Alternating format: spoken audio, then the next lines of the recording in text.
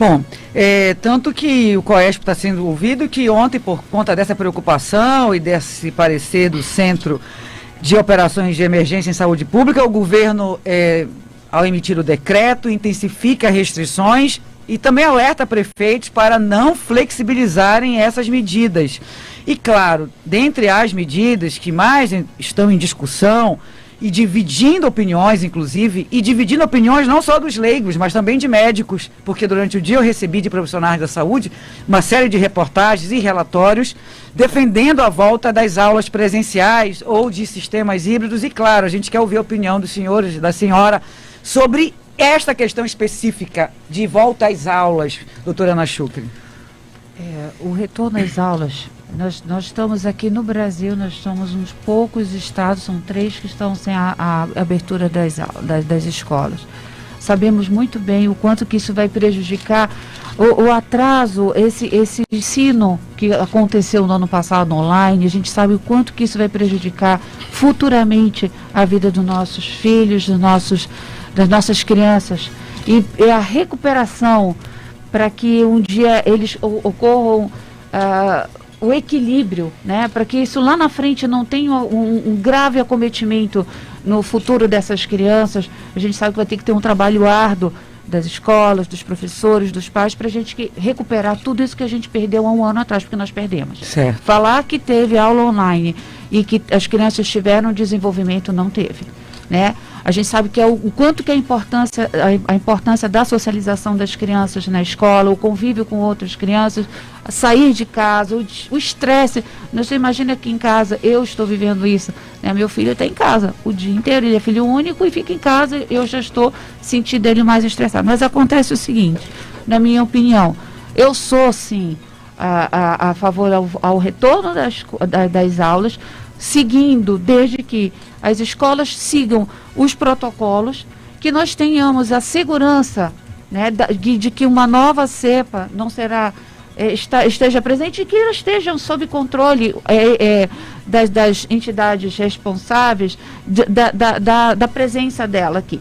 Mas o mais importante, Ana, é a ajuda da população.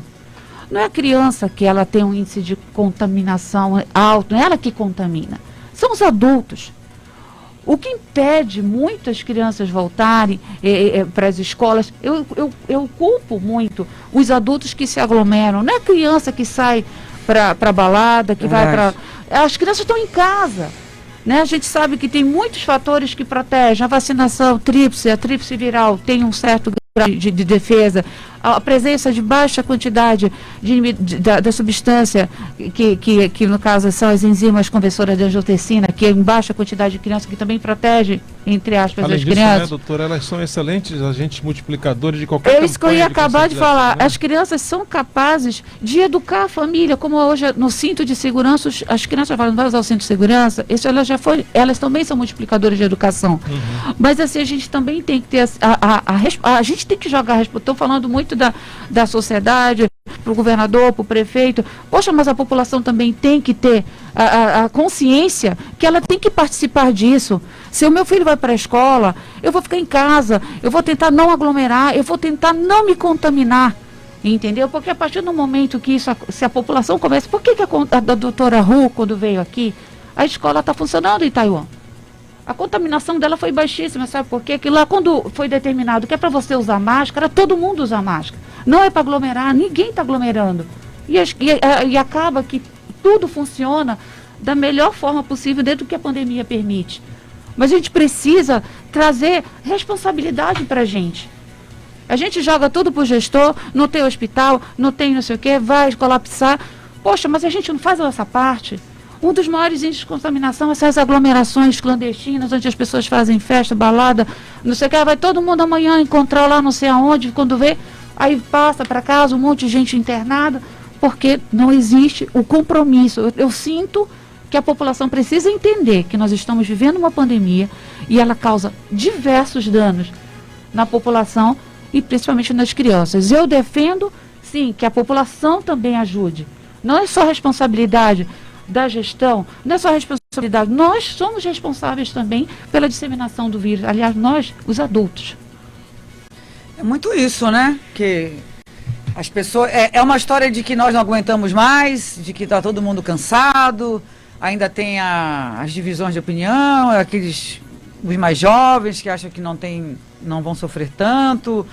É uma guerra diária, né? E infelizmente com números, né, que são vidas, né? São vidas que se perdem todos os dias. Então, a responsabilidade é muito grande, eu imagino, dos pesquisadores em orientar, dos gestores que sofrem pressão de todos os lados, porque da mesma forma que as escolas querem retornar, existem os estabelecimentos que também querem voltar, os trabalhadores noturnos são também que questionam, né? E a gente, desses médicos que hoje conversaram comigo, ele perguntava assim, será que acabou o mundo então por causa da pandemia? Não tem saída? É isso que aconteceu? Nós vamos ter que ficar trancado em casa, tudo fechado, até que todo mundo seja vacinado? E se daqui a pouco com essas variantes a vacina vai funcionar? Então a nossa vida acabou? Uma pergunta que ele jogou de provocação, mas eu coloco na mesa também, doutor Patrício, para a gente discutir. Então, se existem caminhos, quais são os melhores caminhos a serem adotados? Nós estamos seguindo esses? E a reboque da pergunta da Ana, doutor Patrício, se a gente, tudo bem, a gente ainda não tem a nova cepa, mas as vacinas que se tem hoje no mercado, elas conseguem imunizar para a nova cepa do coronavírus? Vamos lá, vamos por partes. Uhum. Bem, como sempre, bem lembrando o trabalho importante da Defesa Civil, a gente avalia a relação de risco-benefício, né? Na saúde sempre levamos em consideração a relação de risco-benefício. É importante destacar as grandes adversidades que têm sido enfrentadas pela sociedade hoje, em especial pelas crianças. A gente tem aumento da procura de atendimento nas unidades assistenciais em relação principalmente à violência infantil em ambiente intradomiciliar, episódios de aumento de violência contra a mulher em ambiente também domiciliar. Sem deixar de destacar um papel importante que a própria doutora Ana Schuch colocou, o impacto do ponto de vista psicológico para com o desenvolvimento dessa criança. Eu tenho um filho que é autista, né, que tem passado sérios problemas, teve um processo involutivo associado a esse distanciamento. É importante papel, o próprio coronel também tem essa experiência particular, né, coronel, dessa necessidade da interação social como um marco importante. Nós somos seres humanos, necessitamos de interação social para o processo de aprendizado. E é bom lembrar, na verdade a vida, ela na verdade é um conceito muito mais amplo. Nós somos seres sociais, necessitamos estar em grupo. Uhum. Lógico que a pandemia nos exigiu mudanças nos nossos hábitos e rotinas, mas esse processo de readaptação ele é contínuo. A gente precisa entender, como bem colocado sim pelo colega médico, que a vida continua, que o processo de reaprendizado, o processo de readaptação é necessário. Lógico, o processo cauteloso precisa existir. Tanto é que a proposta inicial, acredito eu, é exatamente na população que existe menor risco potencial de evoluírem para quadros mais graves da doença. Lembrando o motivo já colocado pela doutora Ana Schuch, em especial da redução, né, da enzima conversora da angiotensina, que é um dos fatores que tem levado a esse menor risco potencial para essas crianças. Risco nós temos no nosso dia a dia com medidas erradas que não são tomadas de decisões muitas vezes por adultos. A exemplo de não cumprir o distanciamento social, não fazer o uso das máscaras, não fazer a lavagem das mãos adequadamente, o uso da etiqueta de higiene que não é respeitada. E a tua pergunta, Kleber, é muito pertinente.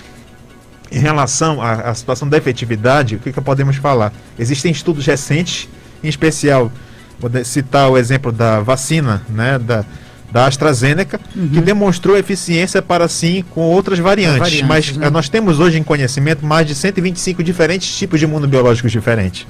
Hoje no Brasil são utilizados, conhecidos entre eles da Universidade de Oxford, em conjunto com a Fiocruz. Nós temos a Coronavac, né, que é em parceria com o Instituto Butantan, né, e em diálogo já de se utilizar também da vacina Sputnik V, pode sim, é uma das vacinas que tem maior probabilidade de ser produzida na nossa realidade de Brasil também, né? Então assim, nenhuma arma, como bem colocado pelo Dr. Pedro Omar, um laboratório no DF, né? Federal, sim.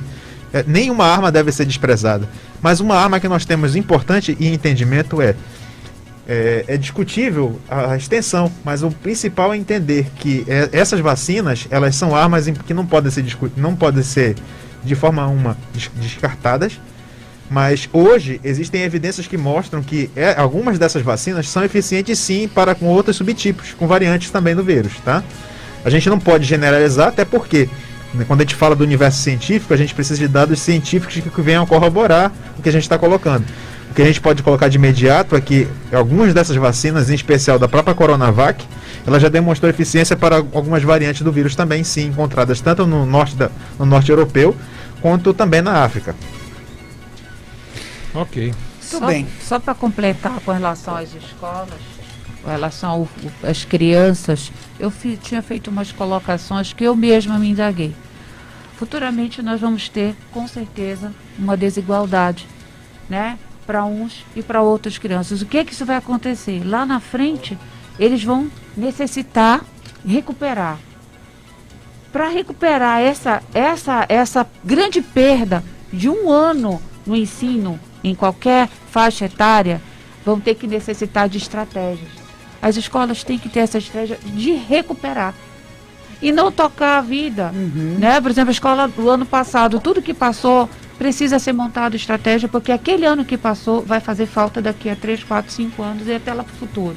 Então, estratégias de aulas presenciais ou online têm que ser mais elaboradas para que a gente consiga suprir essa grande perda que tivemos no ano passado. Muito pertinente a tua colocação, Ana. Sim. E um outro aspecto importante, Ana, que a gente precisa destacar aqui, não sei se o colega Pedro Mar concorda também, mas a escola é um elemento fundamental para a gente monitorar a situação da saúde vacinal dessa criança Também. e dessa família. A criança, para ser matriculada, ela obrigatoriamente tem que apresentar a carteira de vacinação atualizada. Isso Sim. era um dos instrumentos importantes, bem colocado pela doutora em relação à vacina da tríplice viral, por exemplo. Sim. Os adolescentes tendem a evoluir para quadros menos graves da doença. Uma das possíveis relações colocadas pela ciência hoje é a situação da utilização da tríplice viral, que inclusive demonstrou uma eficiência de mais de 56,4%. Então, assim, hoje nós temos crianças que estão fora do ambiente escolar, sem um monitoramento adequado dessa saúde vacinal. A gente sabe que a cobertura vacinal se tornou comprometida em diversos aspectos e em outras doenças que continuam aí presentes, que são inclusive imunopreveníveis e que a gente não pode descartar. Como bem colocado pelo médico, a gente não parou, a vida não parou.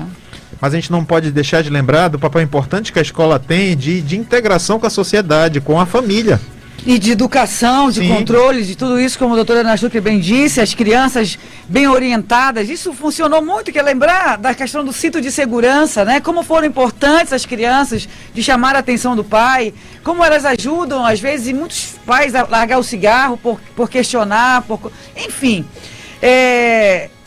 Tem que ser um E o esforço. olhar atento do professor. Um olhar Faz toda a atento, diferença. exatamente. Até para você ver fenômenos de violência na escola. Tem que ser um Aquele esforço violência que passa coletivo, né? silencioso. Essa desigualdade causada que vai afetar futuramente tem que ser muito bem trabalhado pela família, pela sociedade, pela escola. E Ana, o nosso comitê, ele trabalha nessa questão dessa construção desse retorno desde o ano passado, tá?